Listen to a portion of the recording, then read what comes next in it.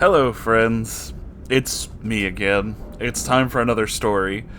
The title of this one makes me nervous, but it's from a friend who I haven't seen a story from in quite a while. It's Strawberry Milk Elf. I don't know if you guys remember, but wow, yeah, this is called College Neo-Nazi. I'm frightened already. Let's see where this goes.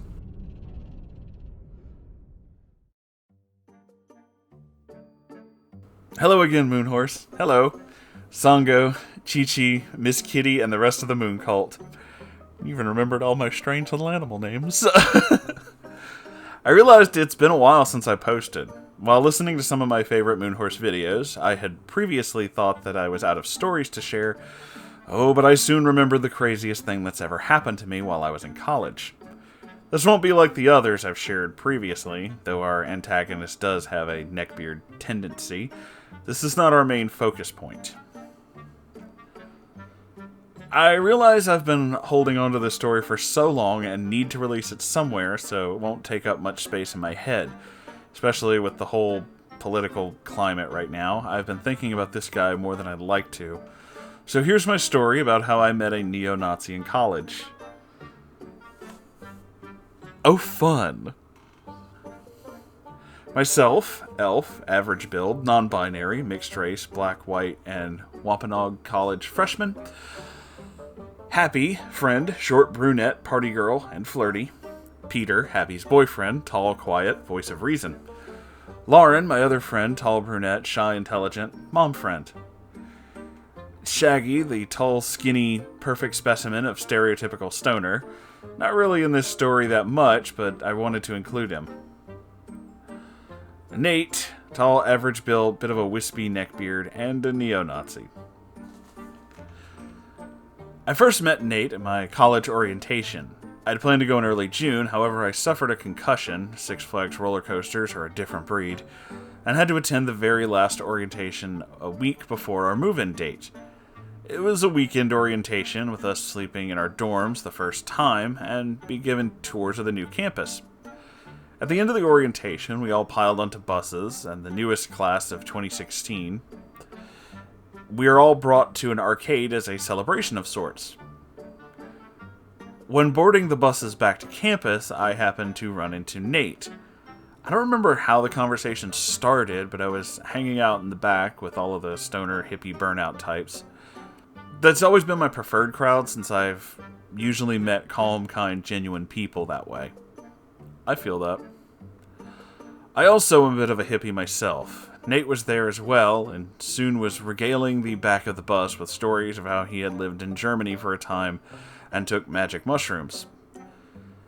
He got a chuckle out of some of the people while describing his psychedelic trip and edgy humor, quote-unquote. I began to converse with him, asking about what it was like living in Germany. Nate came from a military family and traveled a lot. He had many wild stories, and I thought he was pretty interesting. After we all moved into our dorm buildings, it didn't take long for him to invite me to a dorm party, along with my friends, Happy and Lauren, who I had met at orientation as well. I, of course, accepted the invitation. Being a college freshman, experiencing freedom for the first time, I was ready to get white girl wasted with my new friends. Nate's room smelled horrible. I mean, downright nasty. Kind of like a middle school boy's locker room with a wafting scent of weed. Ew. I had wondered how he managed to stink the place up so quickly, but decided that, hey, maybe he's just not used to living alone yet, and not to judge him too harshly. He may not have had the cash to afford air fresheners. I later discovered this was not true, and he had Febreze in his dorm, he just never used it. As college students do, we began drinking, heavily. At some point, our newest member of our friend group, Shaggy, suggested we all go outside and smoke a bowl. We agreed and left. We found an abandoned bike path that was directly behind our campus police department. To this day, I have no idea how we didn't get caught, as this became our regular spot. Lauren and Peter didn't smoke, but came along anyway. After we were good and crossfaded, Nate began to cry, out of nowhere. After comforting him, he confided in all of us that he had just gotten out of an abusive relationship and he was glad that he had new friends to talk to. Honestly, it was a bit much to handle. I only hung out with Nate a few times before all this, and while I considered him a friend, I wasn't exactly sure how to handle such an emotional topic. I had also survived an abusive relationship prior to this, and I knew that everyone processes their trauma differently. Since I had only known him for around 2 weeks, I really wasn't sure how I could be much help. Everyone else seemed to struggle with what to do next, as we just reassured him and let him know that we're glad we're all friends as well. Bunch of drunken stone college students are not very good at talking about serious topics. After that, we all decided we'd had enough partying for the night and left for our own dorm rooms after helping Nate get to his. In just a month, wild parties were weekly at Nate's dorm. We gathered more and more guests, although it wasn't hard to see why. Nate provided all the pot that was smoked and all the alcohol that was drank. He never asked for money to pay him back and graciously gave his guests access to his stash. At first I thought that was incredibly kind of him, though a bit dumb since the alcohol provided was very expensive. The weed not so much. I remember telling him that he should charge people prior to the party to help pitch in for the booze, but he shrugged it off, saying, I can make more friends this way. There were times where I myself came with my own bottle just to be polite. I struggled with gifts from friends and felt uncomfortable just drinking his stuff and smoking his weed without repayment. However, I fell into a habit of spraying his Febreze can every time I entered. Told him it was just because clean linens was my favorite scent, which is true. I really just wanted to smell something other than gym socks. During one of his parties, Shaggy shouted something to all of us over the music with his hand behind Nate's TV set. What is this? Shaggy pulled his arm out from behind its hiding spot to reveal a book in his left hand. Not just any book. Mein Kampf. You know, the book written by Hitler. Shaggy laughed, and so did the rest of us. Wow, edgy, very funny. We all turned to Nate and waited for an answer. He casually told us that it was for history class.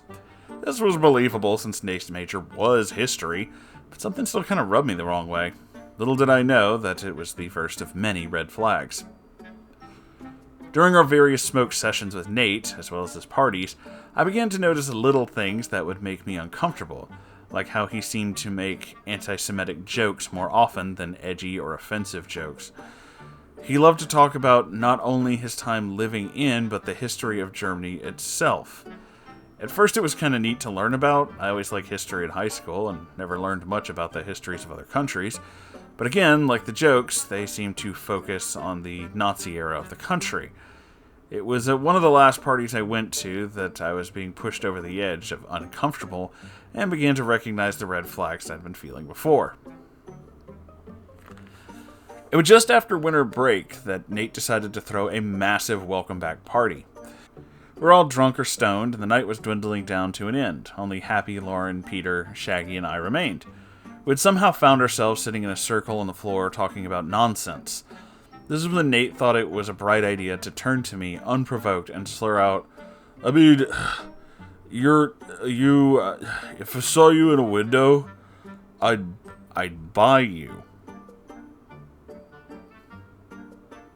What? I was floored. I laughed, as I do when I'm upset or angry, and asked him why he would say that. Lauren and Happy joined in, telling him how rude and gross it was to say that to someone, especially someone of my skin color. He backtracked and tried to explain that he was only trying to compliment me, and that in Germany, prostitutes would be set up in windows for display, because, you know, it's what that kind of person is for. Real fucking classy. Yeah, this didn't make me feel any better. So, you're saying you see me as a prostitute, then? Again, he tried to backpedal, saying it was only because I had a Patreon. Which is true. At the time, I found myself sick with the flu and in college and realized I couldn't afford cough medicine. With no jobs near me hiring, I got the bright idea to sell cosplay photography of a more risque genre. Mind you, I was only posting thirst traps as I lacked the confidence to sell nudes or anything pornographic. It was how I was able to survive, and I genuinely enjoyed doing it. Boosted my self-confidence for the first time. I thought I was pretty hot. I'd shared this with my friends in confidence, since they would always ask about my cosplay. I had thought that we were a sex work positive kind of group of friends, and they wouldn't shame me for what I did. I was disgusted. I am very pro-sex work, and I wasn't sure if I was more insulted about the bullying aspect of the compliment, or Nate blatantly admitting to seeing sex workers and female-bodied people as objects. I left the party after he tried to justify his words. It was a long time before I would hang out with Nate again. That time came, the next year, when it turned out that Nate and I shared the same dorm building. By then I had forgiven him, after convincing myself that he was just drunk and I shouldn't take it to heart. Oh, how I wish I could tell the naive past self that drunk words are sober thoughts. I began attending smoke sessions again with Nate and Shaggy, though I brought my own supply of herbal remedies. I did attend a few parties after that, but it was only when I had my female friends with me in case things ever got out of hand again. It was at one of these sessions that I brought an old friend with me, as she was staying for the weekend. I warned her about this guy before going, but she insisted she wanted to meet Mr. I'd buy you in person. At the smoke session, Nate had been making anti-Semitic jokes, and my old friend piped up with, I don't appreciate that, as I'm Jewish. And shocked the room into silence. The light behind Nate's eyes began to fade as he stared, dumbstruck in a smile. After a moment, he approached her and started to ask how she felt about the Holocaust. Stop it. Get some help. It was then, after an uncomfortable conversation between the two, that we left. Needless to say, we never hung out with him again. The last time I saw Nate was near the end of my sophomore year. He had been coming by my dorm room to talk to me because people were starting to not hang out with him anymore. At first, I turned him away, but he kept coming back like a lost puppy. He seemed really sad and pitiful, and I gave in, thinking that maybe this is just a turning point for him. Maybe he's starting to realize that his behavior is unacceptable. During this time, a certain Orange Cheeto was the new president, and Nate blindly supported him. He even owned a book called Liberal Lies. Cool. Because of this, Nate lost almost all of his friends. During the time he came to the dorm room just to vent and talk to me, it was very straightforward. Telling him about how his behavior was scarily close to neo-Nazis, and I had my suspicions. He would deny that he was anything of the sort, though he could never look me in the eye when he did. He confided a lot of concerning stuff to me, mainly how bad his depression had gotten. I seriously tried to get through to this man. I tried to be patient and understanding, but he never took any of my advice. I hadn't learned yet that you cannot be a full-time therapist for someone, even if they are your friend. One day he called me on the phone while I was studying in the middle of the day. Hey, can you come over? I really need to talk to someone. Yeah, sure, I'll be over in a minute. I was reluctant to go since it was the first time I'd be in a room alone with this guy. He could easily overpower me and had said some concerning sexual things before. However, I was really worried that he would act on his depressive tendencies, and I really didn't want to lose someone that I could have helped. I let my roommate know where I was going and to call me in an hour if I didn't come back before then. When I got to his room, Nate was pacing and looking serious. I got nervous and said my hellos and asked what's going on. He then told me the most ridiculous, outlandish story I'd ever heard.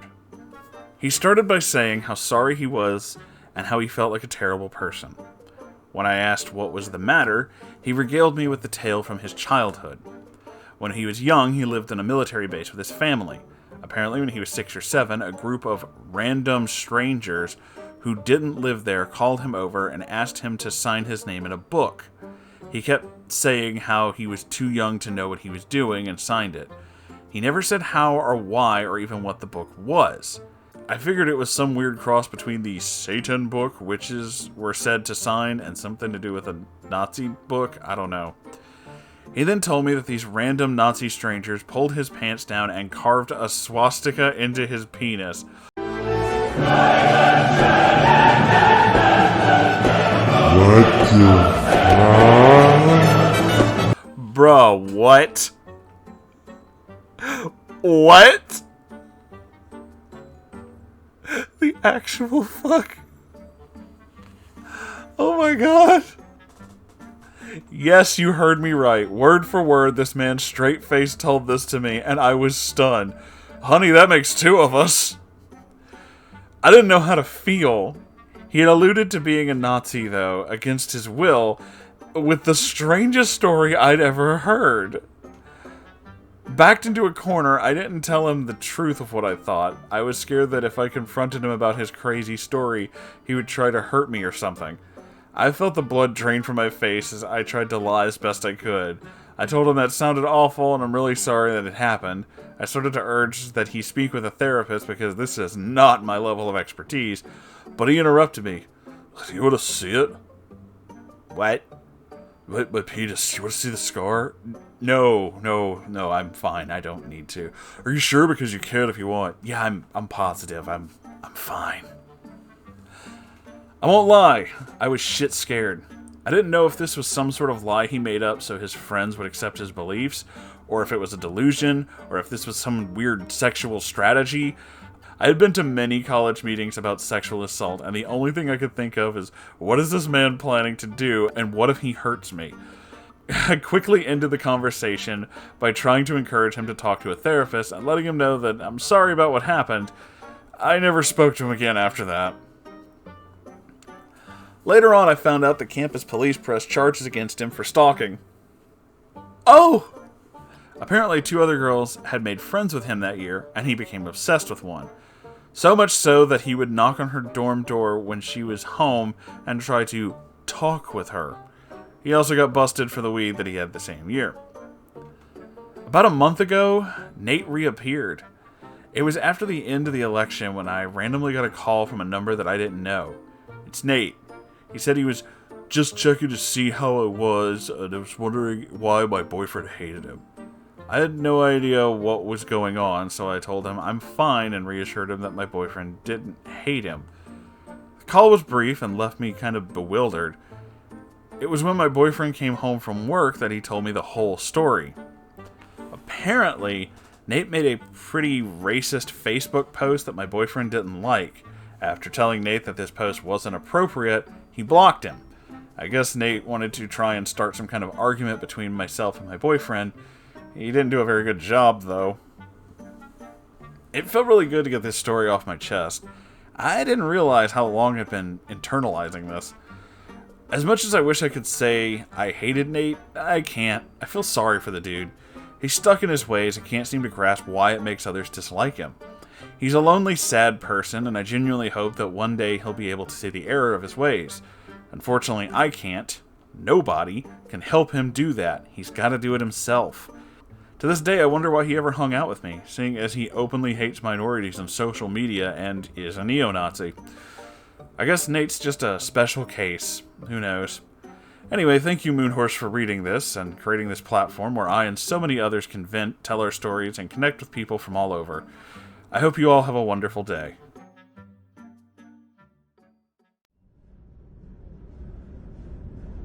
Yikes. Oh, man. Well, this fella. This is, yeah. No, you're right. That is quite a... That's quite a tale. Wow. I'm still kind of reeling from the swastika penis story. I'm sorry. That's just... that's also a phrase that's going to be in my vocabulary now from now on. That's happening. But, wow. No, you're right, though. It is... His mentality and the way that he talks and does things very much reminds me of how, like, the incels do things. There's a whole thing about how, like, you know, they have these grand conspiracy theories, but none of them are ever actually even remotely believable. And at the same time, they're always wondering why they're not more popular and why people don't like them and why they don't have, like, girlfriends and all this other stuff. It's as if they have no ability to, like, reflect upon themselves and realize, you know, hey, dude, maybe it's just the things you're saying and the way you're acting. From the way that this was described, it sounds like Nate could be a good person, but he seems to really lean into, like, these really negative things, and I can't quite fathom why. Is it for some kind of weird popularity thing? Is he popular somewhere else? Is this an internet thing? I don't understand his whole thing. Like, I don't understand, say one thing, do another, that kind of thing. But then again, I've never claimed to understand Nazis. Just really fucking hate them. So, that's just me, I guess. Or no, probably not just me. I'm imagining a large number of you probably aren't exactly what we would call a supporter. Look, I'm real fucking glad they lost the war. That's all I'm saying. So, that is where I think we're going to end this story. So thank you all for being a part of this. If you enjoy this, make sure you like, comment, subscribe. Check out my Ko-Fi. I'm adding weird subscription tiers. Right now we have one that if it reaches the donation goal, I will buy the 6-pack of tactical soap of all the different scents that King Cobra JFS is always talking about is super great, and I will make a video about each and every one of them. That will be a thing. So, check out Ko-Fi. I'm going to start putting really stupid things like that on there. Give me a platform and I'm going to do something dumb with it. That's what I do. Also, I have a merch store. It's like sales and stuff should be going on there very soon, actually. So keep an eye out for that. And I stream every Saturday. So if you ever wanted to come hang out with me live and watch me play video games badly and talk about stupid things, that's an option. And I have a subreddit. If you'd like to send in your own stories, like this one that we just read, or, whatever story you want to send in, I can check it out, and then, maybe you'll be in a video like this. I don't know if that's a thing you want to do. This is a really terrible outro, but, it's me. I love you all so very much, and I'll see you in the next video. Goodbye, everybody.